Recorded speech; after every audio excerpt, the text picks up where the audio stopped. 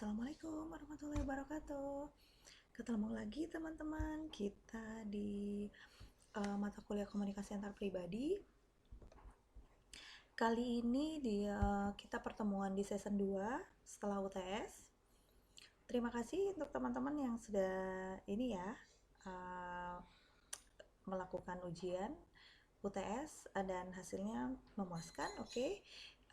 Untuk dilanjutkan, saat ini adalah season 2 kuliah online kita. Saat ini kita masih kuliah online. Diperkirakan sampai Agustus nanti. Pertemuan kita 7 kali lagi ya teman-teman ya. 7 kali lagi pertemuan, dan setelah itu kita melakukan UAS, dan itu kita lakukan semuanya adalah kuliah online. Di pertemuan kali ini, pembahasan materi kita saat ini adalah tetap di media YouTube channel ya teman-teman. Kenapa saya tidak melakukan di media lain? Karena menurut saya di media YouTube channel ini memudahkan teman-teman untuk memahami slide atau materi yang saya sampaikan.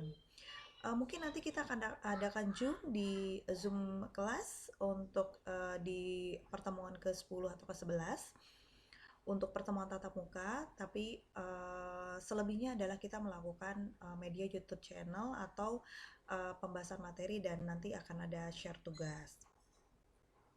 Oke, di pertemuan pertama untuk komunikasi antar pribadi ini, untuk pertemuan kedua atau lebih tepatnya adalah pertemuan ke-9 ya, untuk komunikasi antar pribadi. Minggu lalu saya sudah memberikan materi yang saya sampaikan melalui SSO, dan tidak ada tugas untuk minggu lalu, tapi minggu ini ada tugas, nanti akan di-share di SSO ya untuk tugasnya. Saat ini saya ingin menjelaskan nih materi yang kemarin minggu lalu saya sampaikan. Nah, di minggu ini adalah uh, penjelasan dari materi yang saya sampaikan. Oke, kita langsung mulai ya teman-teman ya. Oke, yang ingin saya sampaikan mengenai di minggu ini adalah kecakapan komunikasi interpersonal. Saya sudah membahas di pertemuan di video-video yang pertama di minggu yang lalu sebelum kita melakukan UTS ya, bahwa komunikasi interpersonal itu lebih ke antara pribadi, lebih bagaimana seorang berkomunikasi kepada komunikator, begitupun sebaliknya.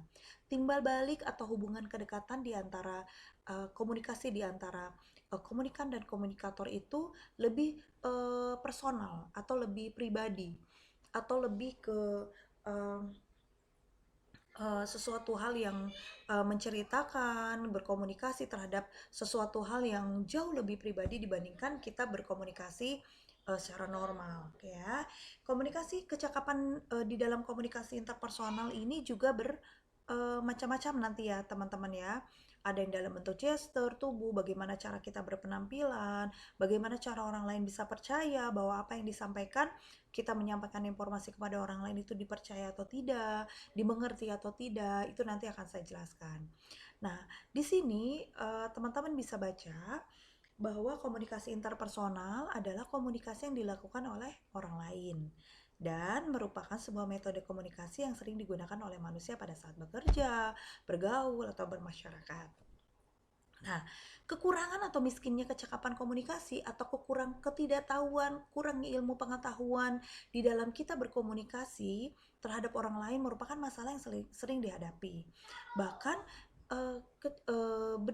teknik berbicara tidak bisa ditentukan orang ini terpelajar atau tidak. Tapi pada saat sudah berbicara, pada saat sudah menyampaikan sesuatu, orang tersebut berilmu, kemudian dia berpendidikan atau tidak, itu dapat terlihat ya teman-teman, bagaimana cara seseorang menyampaikan informasi yang diberikan kepada orang lain. Maaf, misalnya saya kasih contoh. Orang yang tidak bersekolah, kemudian dia tidak mengecam pendidikan tinggi, mungkin misalnya sampai SD pun itu misalnya belum lulus. Cara dia berkomunikasi dengan misalnya teman-teman sebagai calon sarjana yang memiliki ilmu komunikasi atau kecakapan komunikasi yang baik, itu akan jauh terlihat signifikan. Bagaimana seorang yang tidak berpendidikan berbicara tanpa memperhitungkan etika, tanpa memperhitungkan melihat apakah pantas atau tidak diucapkan, itu bisa saja terjadi. Kemudian dari tingkat komunikasi, kecakapan komunikasi yang maaf, misalnya orang yang tidak berpendidikan juga sangat terlihat. Tapi itu bukan menjadi satu patokan. Bukan menjadi satu patokan bahwa orang yang tidak berpendidikan sudah pasti dia tidak memiliki etika. Bukan seperti itu ya teman-teman, karena bisa kita ketahui juga orang yang berpendidikan tinggi, bahkan yang mungkin misalnya sangat tinggi, bisa dia memiliki tingkat pendidikan S1 atau melebihi dari S1 atau sampai dengan S3, tingkat etika, kesopanan dan kecakapan berkomunikasi di dalam berkomunikasi mereka juga bisa dibilang mereka tidak memiliki etika. Jadi di sini miskinnya kecakapan komunikasi ini juga menentukan bahwa orang tersebut memiliki kemampuan untuk berbicara yang baik atau tidak, itu adalah bagaimana cara dia menyampaikan kepada orang lain. Oke, sekarang kita lanjutkan ke komunikasi interpersonal. Ini menghasilkan sesuatu hal yang positif dan negatif, teman-teman. Kenapa?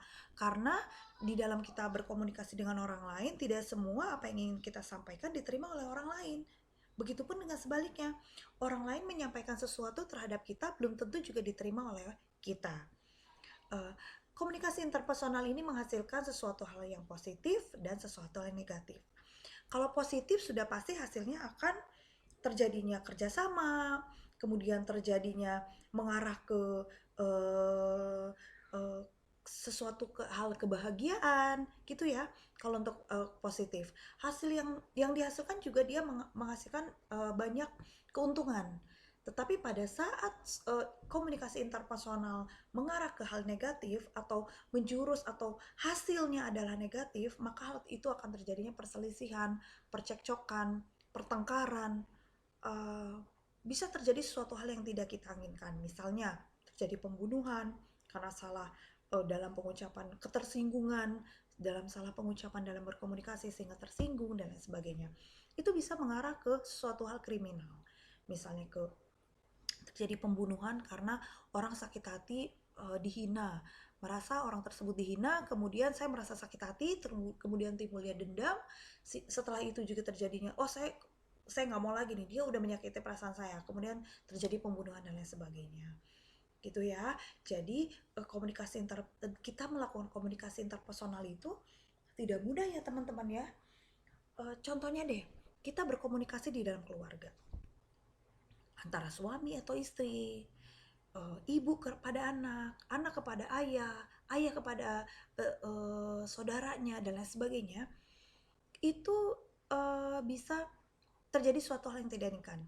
Dalam arti kata, hasil yang komunikasi yang disampaikan apabila tidak memiliki itu tadi etika, tata cara bagaimana cara berkomunikasi, akan menjadi suatu hal yang sangat buruk. Tapi sebaliknya, jika menghasilkan sesuatu yang positif, hasilnya pun akan suatu hal yang menggembirakan, menyenangkan, kemudian suatu hal positif lainnya dan terjadinya kerjasama dan lainnya.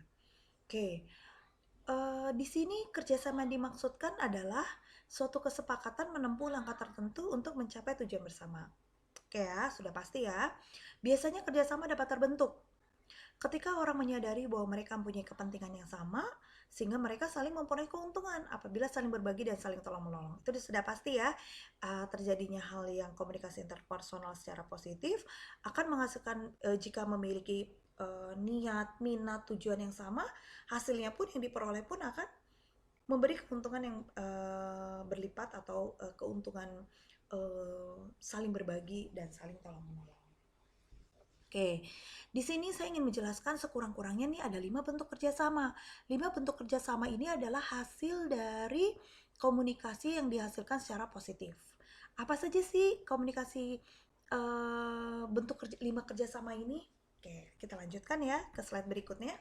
Yang pertama, hasil positif yang dihasilkan dalam keberhasilan dalam komunikasi interpersonal, yang pertama akan menciptakan kerukunan yang menyangkut gotong royong dan tolong menolong dalam kehidupan bermasyarakat. Contoh nih teman-teman ya, contoh konkret adalah